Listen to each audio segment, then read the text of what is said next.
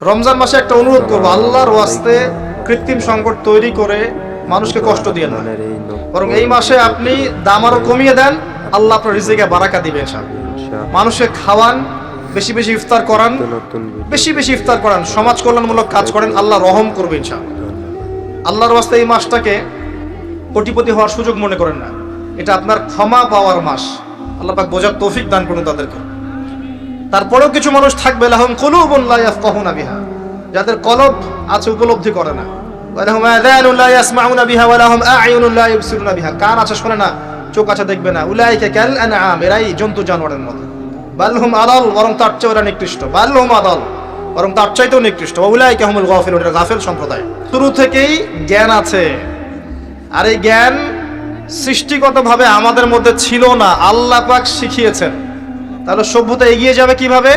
জ্ঞান চর্চার মধ্য দিয়ে। বুঝতে পারছেন? আগে জ্ঞান।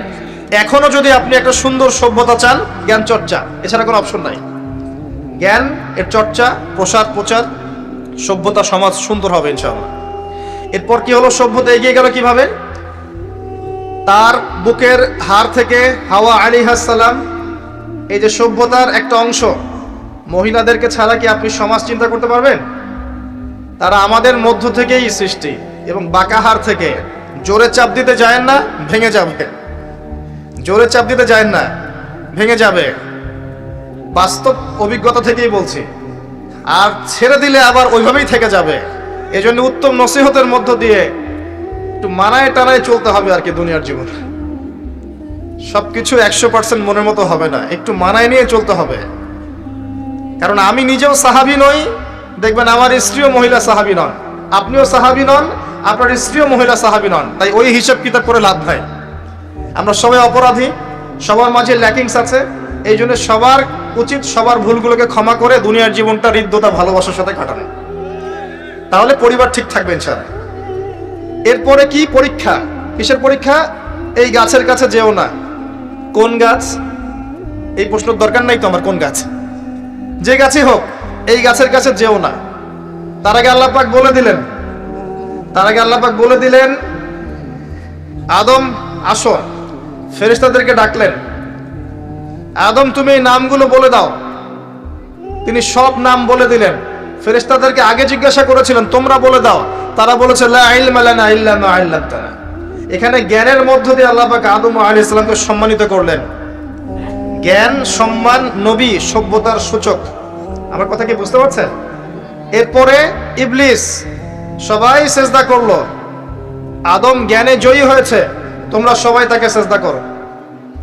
আল্লাহ পাক আদম আলাইহিস সালামকে বড় করলেন, কারণ তিনি তাকে ভালোবাসেন। আল্লাহ পাক আমাদেরকে ভালোবাসেন, বাসেন না? আল্লাহ পাক আমাদেরকে প্রচন্ড ভালোবাসেন। আর আপনি যাকে ভালোবাসবেন তাকে বড় করতে চাইবেন না? আল্লাহ পাক আদম আলাইহিস সালামকে উঁচু করলেন, তোমরা আদমকে সেজদা করো। ওয়াইজ কুলনা লিল মালাইকাতি ইসজুদু লিআদম ফাসাজাদু, সবাই সেজদা করলো ইল্লা ইবলিস। ইবলিস কেন সেজদা করলো না? কিয়াস করলো, খলাকতানি মিন নার ওয়া খলাকতাহু মিন তিন। আমাকে সৃষ্টি করেছেন আগুন দিয়ে, তাকে সৃষ্টি করেছেন মাটি দিয়ে, আমি কেন তাকে সেজদা করতে যাব? Remember, listen to me. ইবলিসের জ্ঞান ছিল, ইবলিসের আমল ছিল। আই রিপিট, ইবলিসের জ্ঞান ছিল, ইবলিসের আমল ছিল। ইবলিসের মাঝে বিনয় ছিল না, অহংকার ছিল। ইবলিস ধ্বংস হয়ে গেছে। আমাদের জ্ঞান, আমাদের ডিগ্রি, আমাদের সার্টিফিকেট আমাদেরকে অহংকারী বানায়, আমরা ইবলিসের কাতারভুক্ত হয়ে যাব, নাউযুবিল্লাহ। ঠিক আছে? এবার ইবলিসকে বের করে দেওয়া হলো, চিরস্থায়ী জাহান্নামী, অভিশপ্ত করা হলো। আদম এবং হাওয়া আলাইহিস সালাম জান্নাতে রাখা হলো। গাছের কাছে যেও না, তারা চলে গেলেন। কিভাবে চলে গেলেন? এখানে আসেন। ইবলিস এসে ওয়াসওয়াসা দিয়েছে। কি ওয়াসওয়াসা সেটা শোনেন। এটা একটা ভালো প্রশ্ন। কোন ওয়াসওয়াসায় পড়ে তারা এই কাজটা করে ফেললেন? এটা সূরা তহার মধ্যে আছে। কোন সূরা? তহা। এখানে আল্লাহ পাক বলেছেন, ইবলিস এসে বলেছিল যে তোমরা যদি ওই গাছের কাছে যাও এবং এর ফল খাও, তাহলে তোমরা চিরস্থায়িত্ব লাভ করবে। চিরস্থায়িত্ব, অমর হয়ে যাবে, অমর। কথা বুঝতে পারছেন? অমরত্ব। অমরত্বের টোপ দিয়ে ইবলিস এভাবে ওয়াসওয়াসা দিয়েছে আমাদের পিতাকে, আমাদের মাকে। এর ফলশ্রুতিতে আল্লাহ রাব্বুল আলামিন আমাদেরকে নামিয়ে দিয়েছেন পৃথিবীতে। আল্লাহ পাক নামিয়ে দেওয়ার সময় আদম এবং হাওয়া আলাইহিস সালাম তাদেরকে ক্ষমা করে দিয়েছেন। কিন্তু একটা সময় দিয়েছেন, এখন আর জান্নাতে থাকা হবে না, পৃথিবীতে চলে যাও, এখানেও চিরস্থায়ী জীবন পাবে না, নির্দিষ্ট সময় থাকবে, এর মধ্যে আমি তোমাদের রিজিক দিব, তোমাদেরকে আমি খাবার দিব, বাসস্থান দিব, সব কিছু দিব, স্ত্রী সন্তান যা যা লাগে মৌলিক চাহিদা সব দিব। তখন যদি তোমরা আমার হেদায়েতকে মেনে চলো আবার জান্নাতে ফিরে আসবে, যদি না মানো ইবলিসের সাথে জাহান্নাম। কথা ক্লিয়ার? সহজ সরল জীবন দর্শন, দ্য ফিলোসফি অফ লাইফ। এত দর্শন শেখার দরকার নাই। আমরা দর্শনের বই পড়তে পড়তে মাথা খারাপ হয়ে গেছে। পশ্চিমা দর্শন, জৈন দর্শন, চারবাক দর্শন, ইউরোপিয়ান দর্শন, আধুনিক দর্শন পড়তে পড়তে অবস্থা খারাপ, মার্কসীয় দর্শন। সুবহানাল্লাহ, একটা সহজ সরল জীবন দর্শন আল্লাহ দিয়েছেন। সূরা বাকারার আয়াত নাম্বার 38 এবং 39, দুইটা আয়াত। কি দর্শন? আল্লাহ বলছেন, কুল নাহবিতু মিনহা জামিআ, আমি আল্লাহ বললাম তোমরা সবাই নেমে যাও। কারা কারা সবাই? আদম, হাওয়া, ইবলিস, তোমরা নেমে যাও পৃথিবীতে। ফাইম্মা ইয়াতিয়ান্নাকুম মিন্নি হুদান, তোমাদের কাছে আমার পক্ষ থেকে হেদায়েত আসবে। কি আসবে? এই যে তাওরাত, জাবুর, ইনজিল, কোরআন, আল্লাহর বাণী, ওহী, এগুলো আসবে, রাসূল আসবেন। ফামান তাবিআ হুদায়া ফালা খাউফুন আলাইহিম ওয়ালা হুম ইয়াহজানুন, যে বা যারাই আমার এই হেদায়েতকে মেনে চলবে তাদের বিন্দু মাত্র ভয় নাই, কোনো টেনশন নাই, কোনো ভাবনা নাই, ইনশাআল্লাহ আবার জান্নাতে ফিরে আসবে ইনশাআল্লাহ। সুসংবাদ, ঠিক আছে?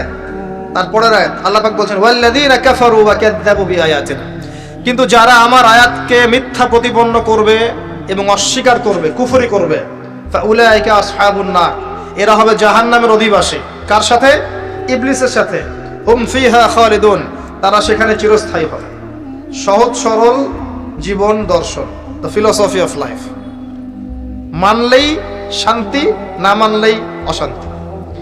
এরপর একটা চ্যালেঞ্জ, ইবলিস চ্যালেঞ্জও করছে, আল্লাহ তুমি আমাকে বের করে দিয়েছো, ঠিক আছে, আমি আদম সন্তানের ডান দিক থেকে আসব, বাম দিক থেকে আসব, সামন থেকে আসব, পিছন থেকে আসব, তাকে আমি জাহান্নামের পথে নিয়েই ছাড়ব না। এটা মনে রাখেন মাথার মধ্যে, ইবলিসের চ্যালেঞ্জ। আর আল্লাহ পাকও সতর্ক করলেন, ইন্নাহু লাকুম আদুউম মুবিন, সে তোমাদের স্পষ্ট শত্রু। এবার পৃথিবীতেও নামিয়ে দিলেন, হেদায়েতও পাঠাচ্ছেন, নবী রাসূল পাঠিয়েছেন। সভ্যতা আস্তে আস্তে এগিয়ে চলল। সভ্যতায় দুইটা শক্তি দেখতে পাচ্ছেন, একটা আল্লাহর পক্ষ থেকে আসা শক্তি, একটা শয়তানি শক্তি। এই দুটো নিয়ে সভ্যতা এগিয়ে চলছে। আবারও বলছে, সভ্যতা শুরু হয়েছে নবী দ্বারা, রোমকদের দ্বারা নয়। সভ্যতা শুরু হয়েছে নবী দ্বারা। মানুষ আগে গাছের ছাল পাতা পরে থাকতো না। সূরা আরাফে আল্লাহ পাক বলেছেন, আমি মানুষের জন্য, আদম হাওয়া আলাইহিস সালাম, তাদের জন্য লেবাস পাঠিয়েছি, পোশাক পাঠিয়েছি। আমি লেবাস নাজিল করেছি উপর থেকে। লোহার খনি দেখেছেন? লোহার খনি, কেউ কি বিশ্বাস করবে যে লোহা মহাকাশ থেকে পৃথিবীতে এসে পড়েছে? ওয়ানজালনাল হাদিদ, আল্লাহ পাক বলছে আমি হাদিদ নাজিল করেছি। কোরআন নাজিল করা বোঝেন? কোরআন নাজিল মানে কি? আল্লাহর উপর থেকে কোরআন আসেনি। জিবরাইল আলাইহিস সালাম কোরআন নিয়ে আসছেন না নিচে মুহাম্মদ সাল্লাল্লাহু আলাইহি ওয়াসাল্লামের কাছে? এই যে কোরআন নাজিল হচ্ছে, আনজালা। আল্লাহ পাক এই কথা বলছেন যে লোহা আমি নাজিল করেছি। লোহার একটা অণু আপনি তৈরি করতে পারবেন পৃথিবীতে ল্যাবে বসে? সুবহানাল্লাহ। আল্লাহ পাক নাজিল করেছেন। ঠিক একই ভাবে আল্লাহ পাক পোশাক নাজিল করেছিলেন আদম এবং হাওয়া আলাইহিস সালাম তাদের জন্য। তারা গাছের ছাল পাতা পরে ঘোরাফেরা করতেন না। বোগাস কথাবার্তা শেখায় মানুষ। এবং কৃষিকাজ, আপনার প্রযুক্তি, আপনার পরিবার গঠন, সন্তান প্রতিপালন, একজন মানুষের জীবন যাপনের জন্য যত কিছু প্রয়োজন, সব জ্ঞান আল্লাহ পাক আদম আলাইহিস সালামকে শিক্ষা দিয়েছিলেন। দুনিয়াতে আসার পরে যখন যেটা প্রয়োজন হয়েছে, ওহী নাজিল হয়েছে, জিবরাইল আলাইহিস সালাম তাকে শিখিয়ে দিয়েছেন। মানুষ গুহার মধ্যে ছবি এঁকে থাকতো, আর এরা বলছে আদম আলাইহিস সালাম বানর থেকে হয়েছেন। নাউযুবিল্লাহ, সুবহানাল্লাহ। এটা যারা বিশ্বাস করে তারা সরাসরি কোরআনের সাথে কুফরি করছে, স্পষ্ট কাফের। আদম আলাইহিস সালাম আল্লাহ পাক তাকে হাত দিয়ে সৃষ্টি করেছেন, নিজের হাতে সৃষ্টি করেছেন। তিনি বানর থেকে মানুষ হননি। হ্যাঁ, যারা এই মতবাদটা দিয়েছে ওরা বানর থেকে মানুষ হতে পারে, আমরা হই না। বরং সূরা বাকারা আপনি উল্টা চিত্র দেখতে পারবেন।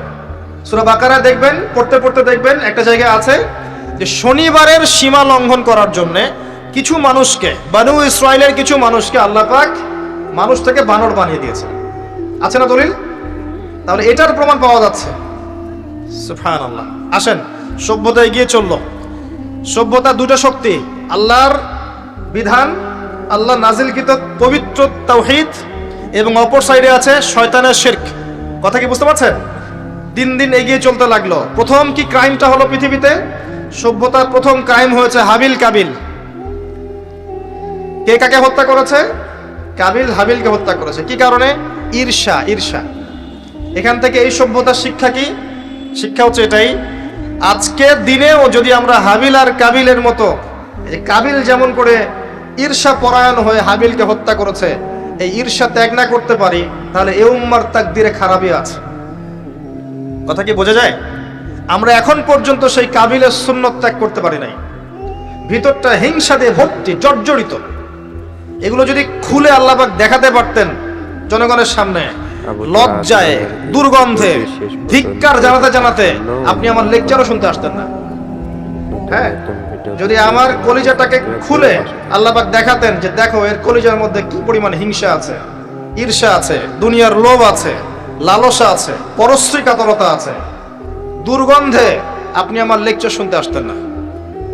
জি, এটা সৌভাগ্য যে আমাদের ভিতরটা আল্লাহ পাক দেখান না। আল্লাহ পাক আমাদের কলবটাকে পরিষ্কার করুন, আত্মশুদ্ধি দান করুন, আল্লাহ নূর দান করুন, এবং ঈর্ষা ত্যাগ করার তৌফিক আল্লাহ পাক দান। এবার আসেন, সভ্যতা এগিয়ে চলছে। লেকচারটা একটু লম্বা হতে পারে, একটু ধৈর্য ধরেন। সভ্যতা এগিয়ে চলছে।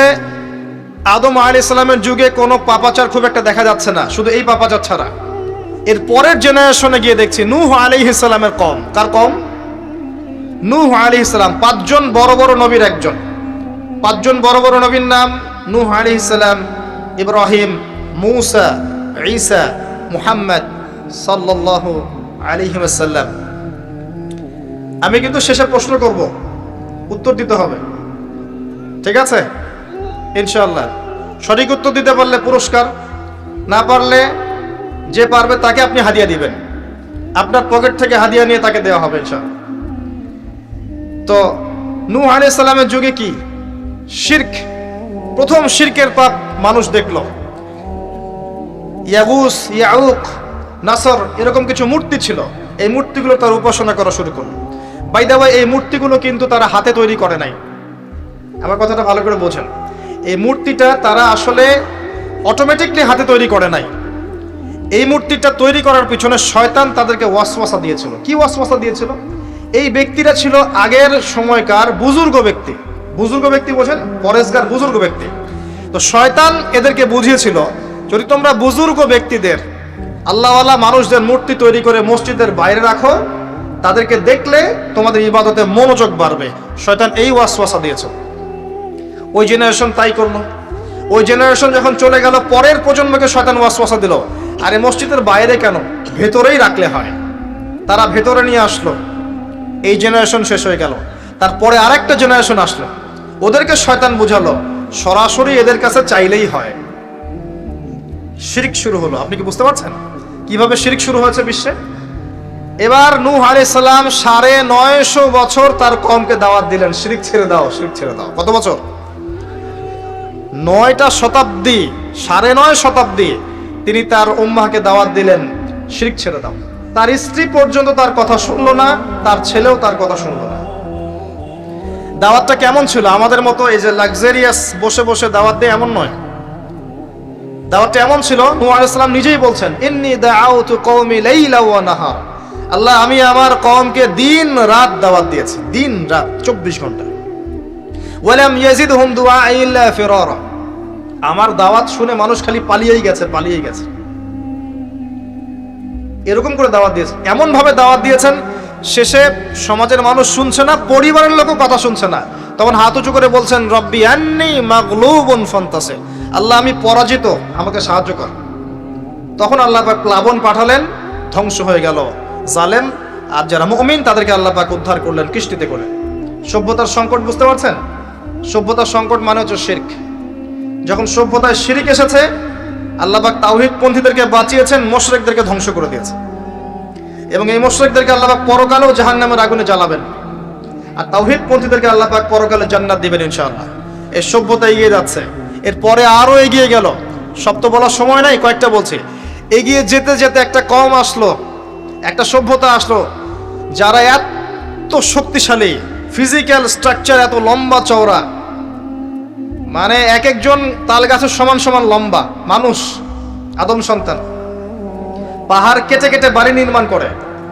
এবং তাদের এই সভ্যতা সম্পর্কে আল্লাহ পাক বলেছেন যে লাম ইউখলাক মিসলুহা ফিল বিলাদ, এমন সভ্যতা পৃথিবীতে সৃষ্টি করা হয়নি। এত উচ্চ মানের সভ্যতা ছিল। এদের নাম ছিল আদ জাতি। আদ কি নাম?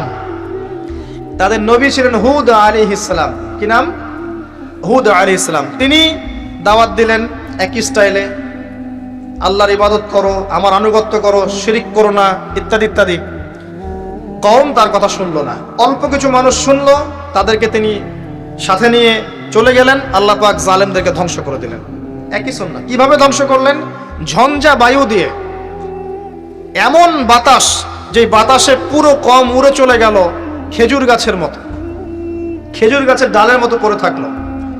যারা বলতো মান আশাদ্দু মিন্না কুওয়া, আমাদের যে শক্তিশালী আর কে আছে, আল্লাহ পাক ওদেরকে বাতাস দিয়ে উড়িয়ে শেষ করে দিলেন। সুবহানাল্লাহ।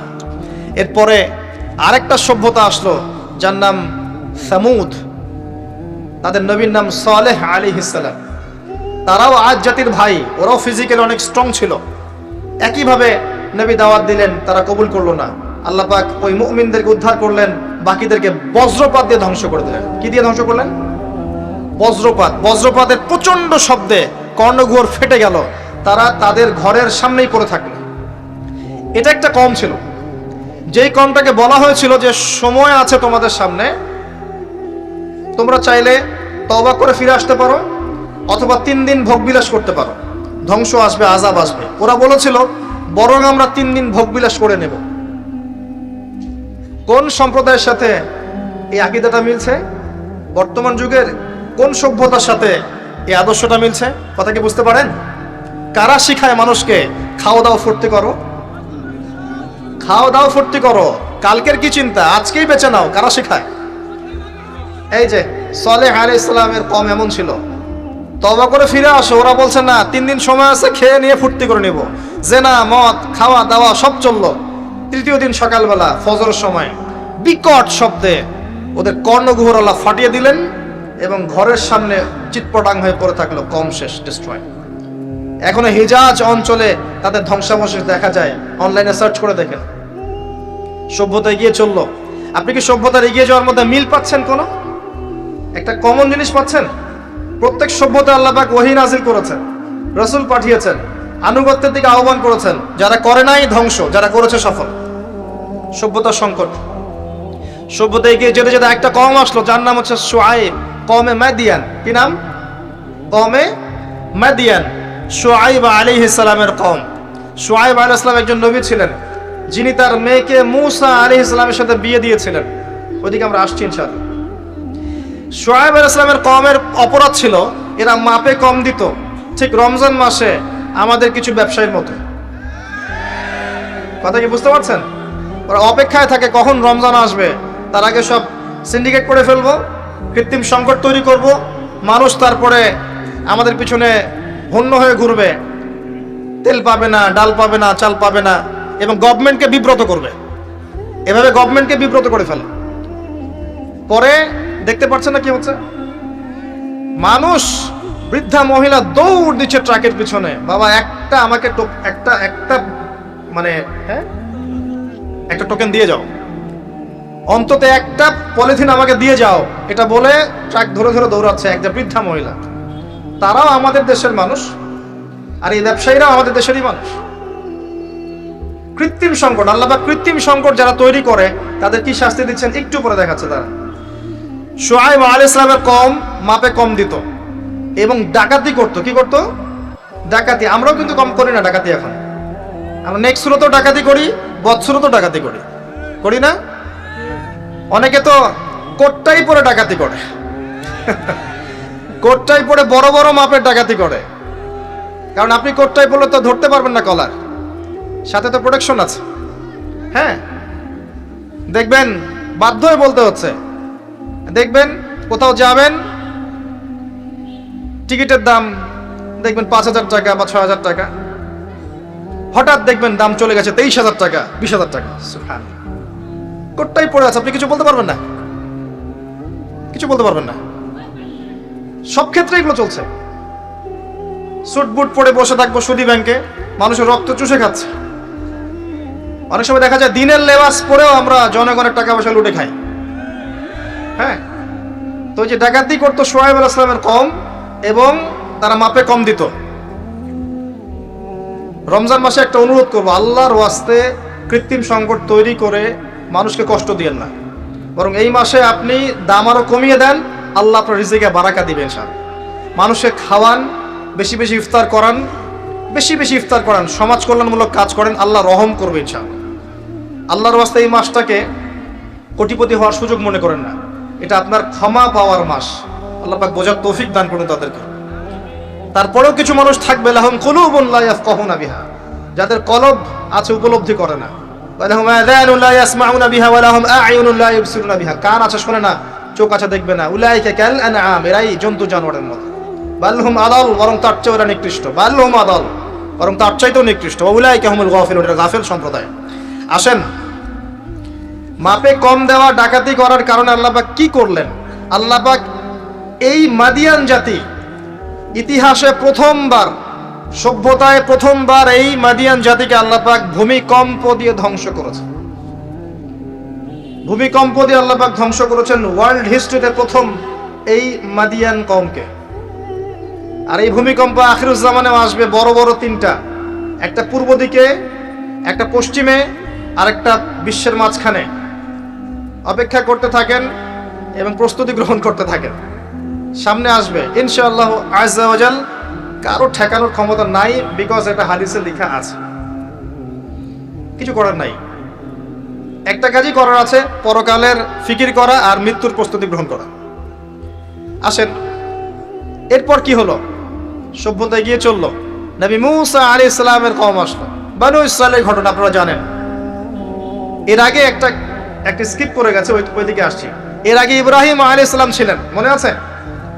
ওই যে নমরুদ, ইব্রাহিম আলাইহিস সালাম বাবা তার আহ্বানে সাড়া দিচ্ছে না, বাড়ির থেকে চলে গেলেন, স্ত্রী সারা কিনে চলে গেলেন, সেখানে থাকা শুরু করলেন।